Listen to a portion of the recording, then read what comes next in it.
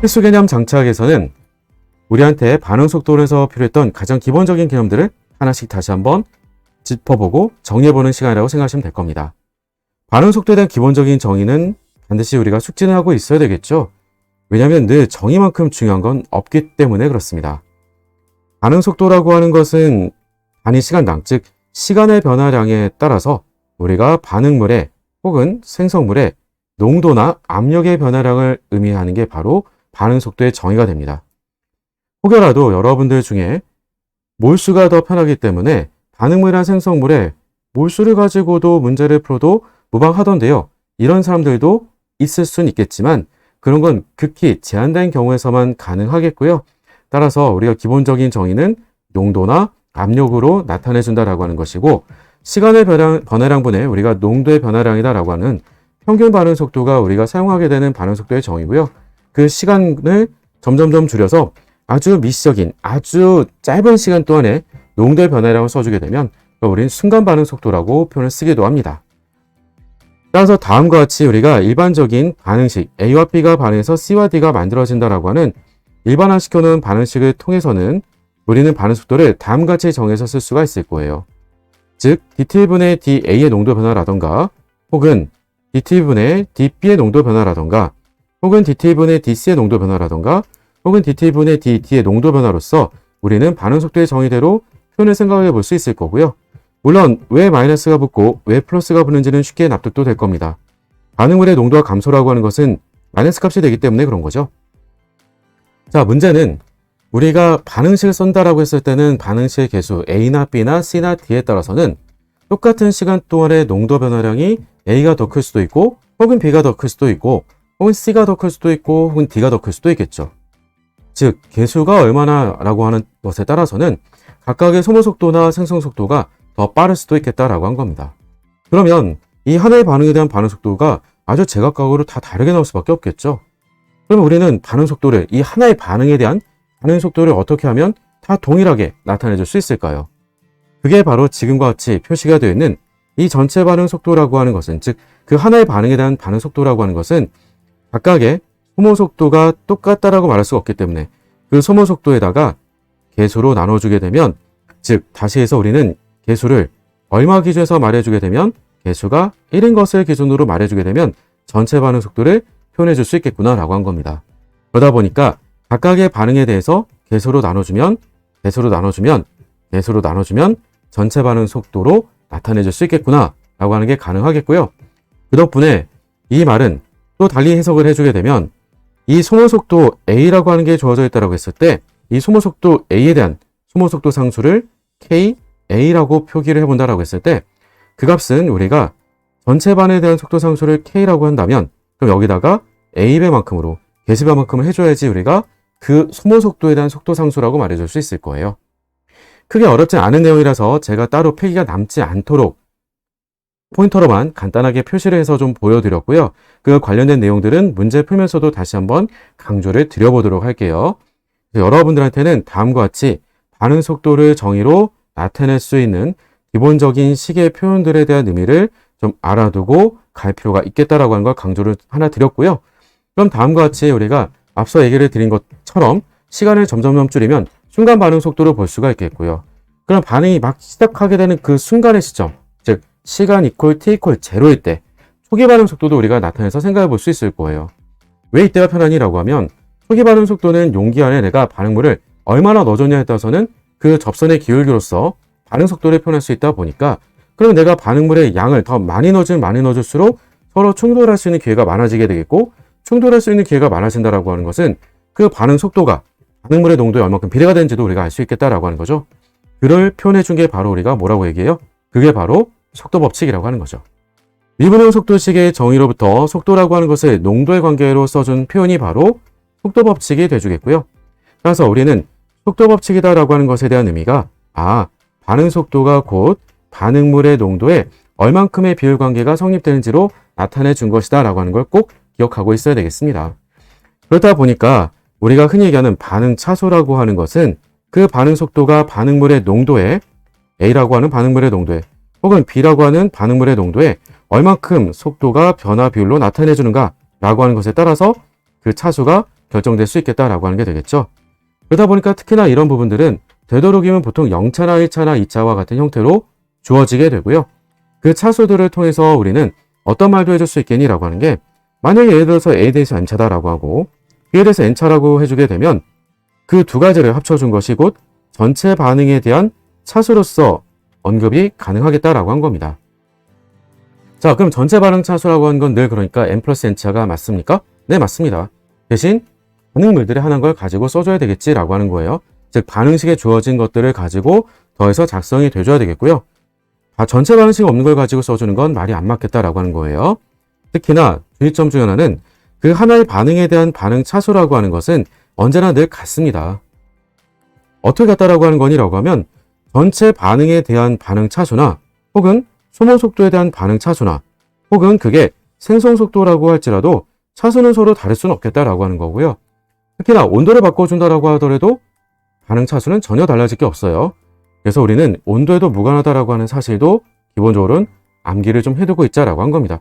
이걸 직접 묻는 게 아니라 이전 정도가 우리가 흔들리지 않고 알고 있어야 그런 부분에 흔들리지 않고 고민하지 않고 바로바로 문제를 해석해서 풀어나갈 수 있겠지라고 하는 겁니다. 자, 또 한 가지는 바로 반응속도 상수예요. 반응속도 상수라고 하는 것도 우리가 꽤 중요하죠. 왜냐라고 하면 앞서서 우리가 비율관계라고 했던 그 표현에서 그 비율관계를 어떤 관계로 바꿔준 거니라고 하면 등식관계로 바꿔준 표현이 곧 속도상수라고 하는 거죠. 그러다 보니까 반응속도상수는 반드시 온도에만 의존한다라고 하는 거고요. 이와 같은 속도상수의 특징 중에 하나는 우리 한참 뒤에도 나오긴 하겠지만, 즉 충돌 모형을 통해서 여러분들이 공부한 적이 있다라고 하면 기억도 좀 나긴 할 텐데, 거기에 보게 되면 프리퀀시 팩터라고 하게 되는 자집률이라고 하는 게 등장을 하게 됩니다.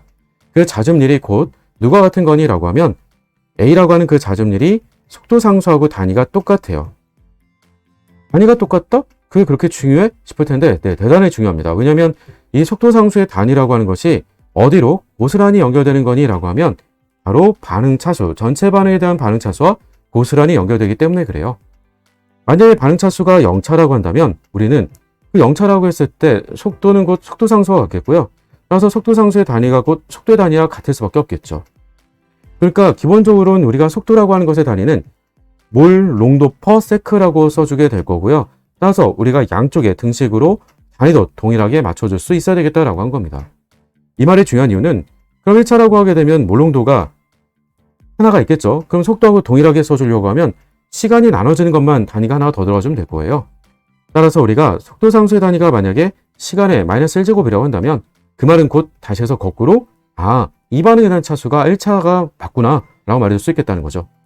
만약 예를 들어서 우리한테 속도상수의 단위가 몰롱도의 마이너스 1제곱이고 시간의 마이너스 1제곱이라고 한다면 그러면 그 주어진 정보로부터 우리는 거꾸로 이 반응에 대한 반응 차수가 곧 우린 2차라고 하는 것을 알 수 있겠다라고 한 겁니다. 같은 방식으로 보면 농도의 마이너스 2제곱이 곧 우리한테는 차수가 3차라고 하는 정보로 연결된다라고 말해줄 수 있겠죠. 자, 이런 내용들이 우리가 기본적인 속도 법칙에 대한 기본 내용들이 돼주겠고요. 문제를 풀 때 크게 어렵진 않을 테니까 이 정도만 하고 넘어가도록 할게요. 자, 앞에서 우리가 문제를 풀 때 같이 등장했었던 주요 개념 가운데 하나는 반응 메커니즘이 있었죠. 반응 메커니즘의 가장 첫 번째 정보는 전체 반응을 단계별로 쪼개서 나타냈다는 데 있어요. 그래서 단위 단계 반응들을 우리가 다 더해주게 되면 그 말이 곧 우리한테는 전체 반응과 같다라고 말해준다는 거죠. 왜 특히나 중요하냐라고 하면 전체 반응에 나타나 있었던 개수를 예를 들어서 우리가 A에 대한 개수를 A 그리고 B에 대한 개수를 B라고 한다면 그 A와 B는 우리가 절대로 차수라고는 말할 수가 없겠다는 거예요. 알 수가 없다라고 하는 거죠. 왜냐하면 전체 반응은 단위 단계 반응이라고 함부로 얘기할 수 없기 때문에 그렇죠. 하지만 단위 단계 반응이라고 한다면 그 단위 단계 반응이 갖게 되는 의미가 그 하나의 단계로만 반응이 진행된다는 의미예요. 즉 만약에 그 단위 단계 반응에서 A와 C가 앞에서 우리가 반응할 때 부딪혀서 반응한다라고 하게 된다는 그 말의 의미는 A 한 개랑 정말로 C 하나가 충돌해서 반응의 결과로 AC 하나를 만든다는 의미예요. 그렇다 보니까 실제로 충돌 반응을 의미를 하게 되겠고 그 말이 곧 갖게 되는 의미는 그 개수만큼으로 우리가 반응 속도가 이루어질 수 있겠구나. 즉 그 개수가 곧 반응 차수라고 말해줘야 되겠구나 라고 하는 겁니다. 그러므로 우리는 단위 단계 반응이라고 말한다면 그 말의 의미가 곧 어떤 말과 같겠니? 라고 했을 때 그 말이 곧 차수는 곧 개수와 같다라고 말해줄 수가 있겠고요. 그렇게 개수가 차수와 같다라고 말할 수 있다라고 한다면 평형 반응에 있어서 우리는 정반응 속도와 역반응 속도가 같다라고 하는 게 평형 상태라고 얘기를 했을 때 그 표현을, 즉 반응 속도 상수로서 우리가 평형 상수를 표현할 수 있겠고, 그 표현이 다음과 같이 평형 상수를 역반응의 속도 상수분의 정반응의 속도 상수의 비로써 나타낼 수 있겠다라고 한 겁니다. 그런데 여기서 아주 재밌는 부분이 하나 등장하게 되는데요. 그럼 다음과 같이 개수가 차수로 쓰일 수 있다라고 했었다라고 하게 되면 반대로 평형 상수를 우리가 속도 상수의 비로 나타낼 수 있었던 그 정보로부터는 거꾸로도 얼마든지 쓸 수 있겠다라고 하는 거예요. 그래서 항상 평형에 관련된 부분은 개수가 곧 늘 차수로 쓰일 수 있다라고 하는 건데, 그렇다라고 해서, 즉 그럼 개수가 차수로 쓰였다라고 해서 항상 그 반응은 단일 단계 반응이라고 말할 수 있을까? 그렇게는 함부로 말 못한다는 거예요. 앞서도 얘기했지만 그게 전체 반응으로 주어져 있다라고 하게 되면 함부로 말 못하겠다는 거죠. 다만 우리는 평형의 경우에는 늘 그럼 왜 다음과 같은 관계들의 성립이 가능할까라고 할 수 있을 텐데요.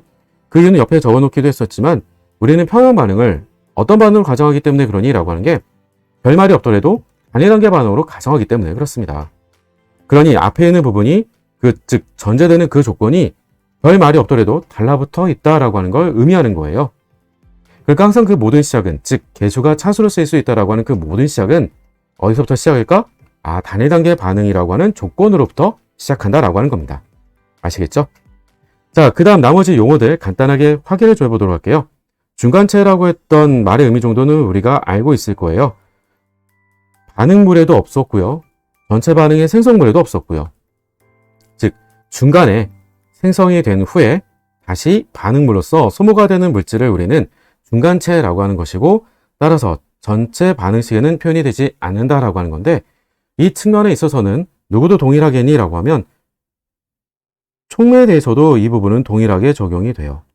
하지만 다만 촉매라고 했던 것은 약간의 차이가 있는 것은 반응 전에도, 즉 반응물에도 우리가 존재를 하고 있었고요.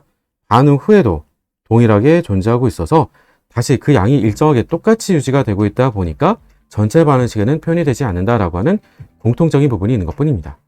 즉 촉매라고 하는 것과 중간체는 구별이 반드시 있어야 되겠고요. 반응이 중간중간 진행되다 보면 우리는 전이 상태라고 하는 부분들도 만나게 됩니다. 즉 하나의 단일 단계의 반응이 있어서는 반드시 하나의 전이 상태라고 하는 걸 거쳐가기 마련인데요. 즉 반응이 진행되면서 중간에 변화가 일어나게 되는 가장 불안정한, 가장 핫한 상태를 우리가 바로 전이 상태라고 얘기를 하게 되죠. 전이 상태는 이 정도의 의미만 알고 계시면 되겠고요. 그 전이 상태 자체가 답이 될 일들은 거의 없다라고 보셔도 돼요. 왜냐하면 가장 불안정한 상태이기 때문에 전이 상태 자체를 우리한테 묻는 일은 없다라고 보셔도 되겠지만 용어의 의미 정도는 좀 알고 넘어갈 필요는 있겠다라고 하는 겁니다. 다시 한번 하나의 단일 단계의 반응에 있어서는 하나의 전이 상태가 반드시 존재한다라고 하는 거고요. 자, 여기서 한 가지만 더 짚고 갔으면 하는 용어를 좀 필기로 써드리도록 할게요.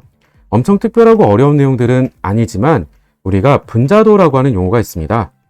분자도라고 하는 표현은요, 어느 때 쓰게 되는 거니? 라고 하는 게 다음 같은 단일 단계의 반응에 있어서만 쓰게 되는 표현이 되기도 하는데요.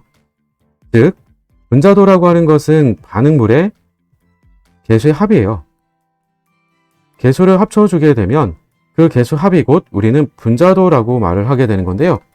이 단일 단계의 반응에서의 반응 개수의 합으로서 이 반응은 몇 분자로서 반응이 진행된다 라고 하는 표현이 곧 바로 분자도라는 표현이에요.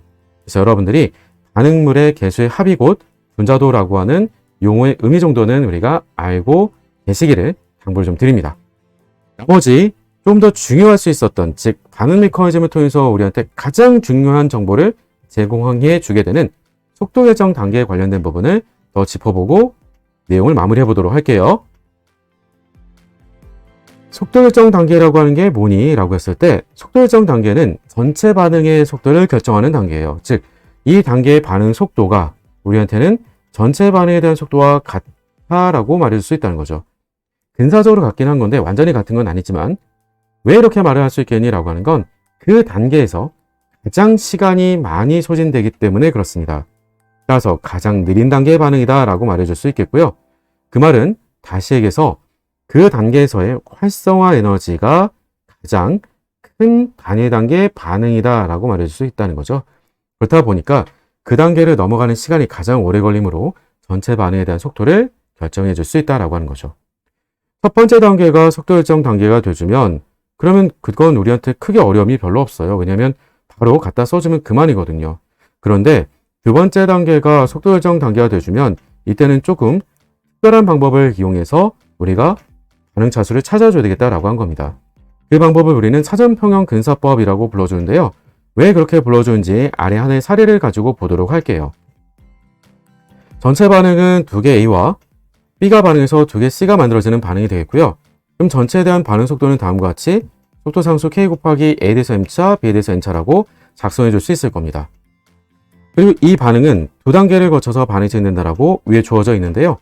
첫 번째 단계는 아주 빠르게 평형 상태에 도달하게 되고 그렇게 도달하게 된 그 결과를 통해서 만들어진 A, B는 다시 한번 A와 반응을 통해서 아주 느리게 반응이 진행된다라고 주어져 있어요.